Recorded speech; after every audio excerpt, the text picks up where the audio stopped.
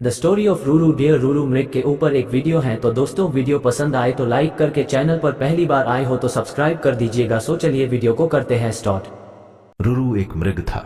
सोने के रंग में ढला उसका सुंदर सजीला बदन माणिक, नीलम और पन्ने की कांति की चित्रांगता से शोभायमान था। मखमल से मुलायम उसके रेशमी बाल, आसमानी आंखें तथा तराशे स्फटिक से उसके खुर और सींग सहज ही किसी का मन मोह लेने वाले थे। तभी तो जब भी वह वन में चौकड़ियां भरता तो उसे देखने वाला हर कोई आह भर उठता। ज्ञात था कि मनुष्य स्वभावत एक लोभी प्राणी है और लोभवश वह मानवीय करुणा का भी प्रतिकार करता आया है।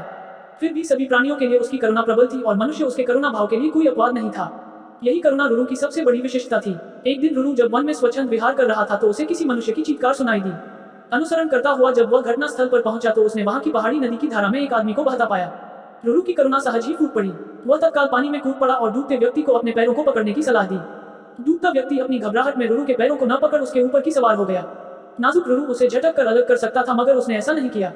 अपितु अनेक कठिनाइयों के बाद भी उस व्यक्ति को अपनी पीठ पर लाद बड़े संयम और मनोबल के साथ किनारे पर ला खड़ा किया। सहायक होगा उसे वह एक गांव तथा 10 सुंदर युवतियां पुरस्कार में देगा। राजा के ढिंढोरे की आवाज उस व्यक्ति ने भी सुनी जिसे रूरू ने बचाया था। उस व्यक्ति को रूरू का निवास स्थान मालूम था। बिना एक क्षण गंवाए वह दौड़ता हुआ राजा के दरबार में पहुंचा। फिर हाँफते हुए उसने रूरू का सारा भेद राजा के सामने उगल डाला।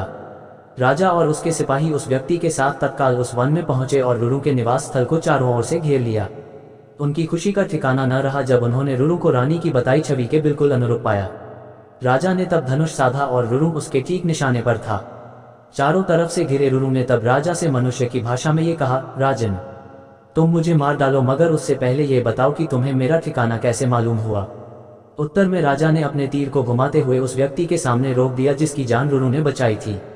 रूरू के मुख से तभी यह वाक्य हठात फूट पड़ा, निकाल लो लकड़ी के कुंदे को पानी से, न निकालना कभी एक अकृतज्ञ इंसान को।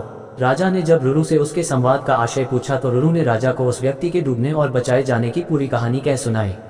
रूरू की करुणा ने राजा की करुणा को भी जगा दिया था। उस व्यक्ति की कृतघ्नता पर उसे रोष भी आया। राजा ने उसी तीर से जब उस व्यक्ति का संहार करना चाहा तो करुणावतार मृग ने उस व्यक्ति का वध न करने की प्रार्थना की। रूरू की विशिष्टताओं से प्रभावित राजा ने उसे अपने साथ अपने राज्य में आने का निमंत्रण दिया।